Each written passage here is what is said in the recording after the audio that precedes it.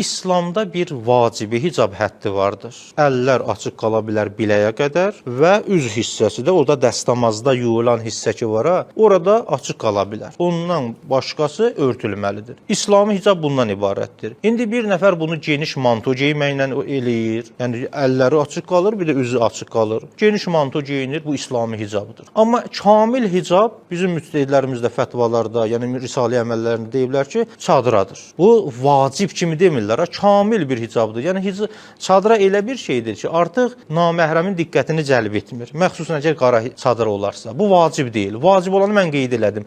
Vacib üzlə əllərdən başqa bütün yer örtülməlidir.